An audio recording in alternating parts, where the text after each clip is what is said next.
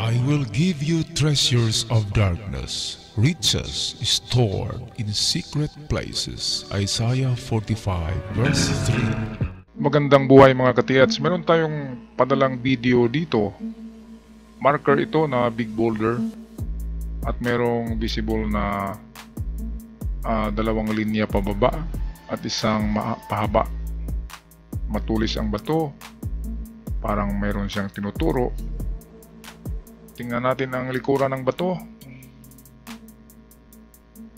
Dito ay parang may bibig siya.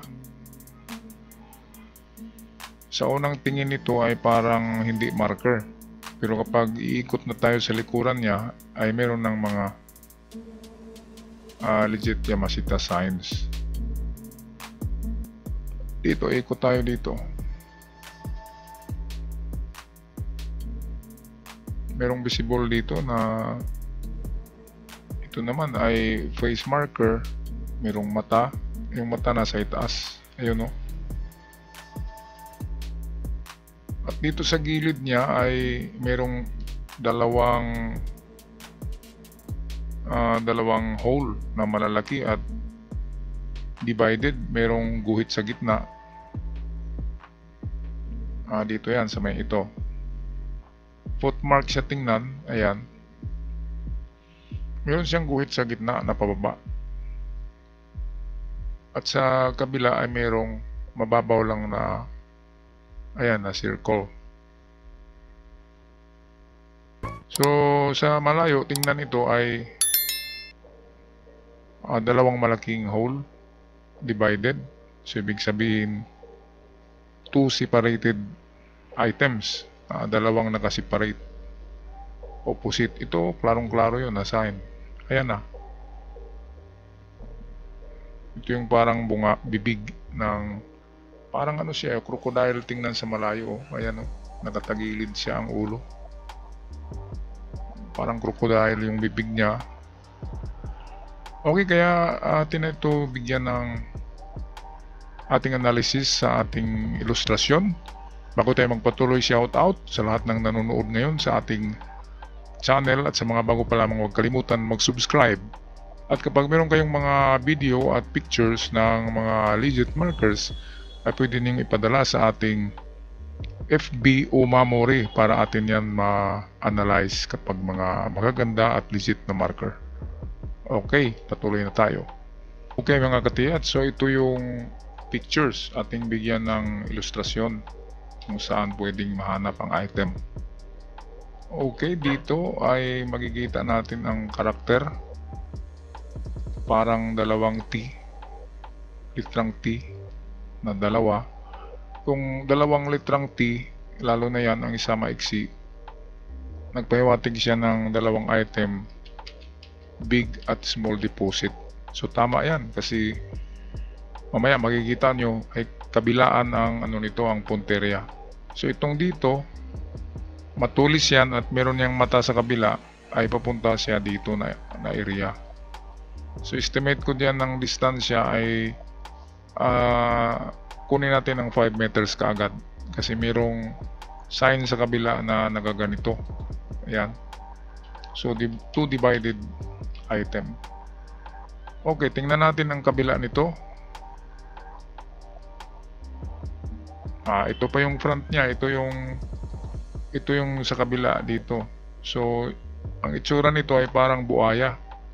Meron siyang dalawang mata, may guhit, ayan, at merong bibig.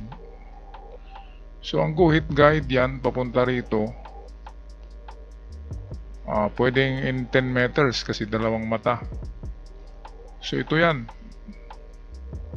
Kaya kung wala sa 5 ay punta tayo sa 10.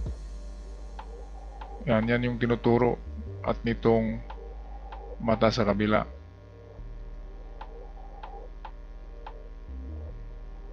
Sa kabilang puwitan naman, dito na banda ito dito, ay nakatingin dito ang face marker.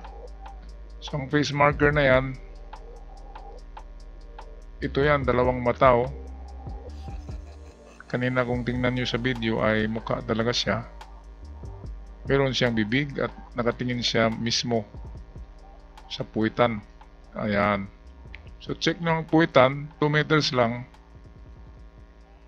Pinakamalayo ay 5. 5 ang pangalawa na distansya. So 2 and 5 meters ang test dig sa likod. So ibig sabihin nito, nakaganito yung bato, dito yung face, dito yung muka ng buhaya. So dalawahan siya dito at dito. Ito naman yung parang footmark at merong linya nakadivide sa kanila at merong pang isa na ano yan dito na manipis na hole. So ibig sabihin ito ang big, ang kabila ito ang small. So ang direksyon niya ay ganun din. Ito yung may face marker nakatingin dito at ito yung mukha ng parang buhaya at papunta siya dito. Kaya eksakto itong sign niya. Ito na sign, no? Tama ito na merong dalawang item at talikuran. Talikuran ng direksyon. Makikita natin yan dito. Ito naman yung parang mata ng buhaya. Ito yung bibig. Gaganyan yan. At nakatingin siya dyan. Okay, ito yung itaas ng mata ng buhaya. Oh. Nakita nyo?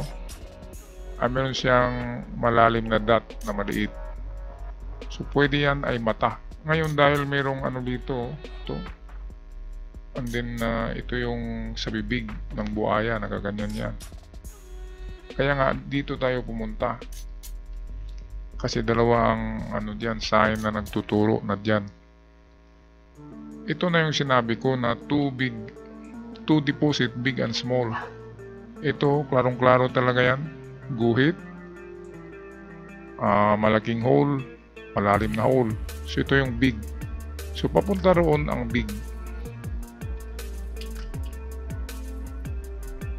Standard distance na yan, 5 meters. So, dito yan na banda. Punta kagad kayo sa 5. At kapag wala, sabi natin kanina ay 10. So dalawang testig papunta dyan. Ang isa niyan dito papunta. Ito yung malapit-lapit lang kasi ano siya, maliit lang na hole. Ito yung parang ulo ng buhaya na mayroong nagaganyan na mata at mayroong guhit ng bibig. So dito yan. Yan din ang tinuturo nitong pangalawang hole na manipis.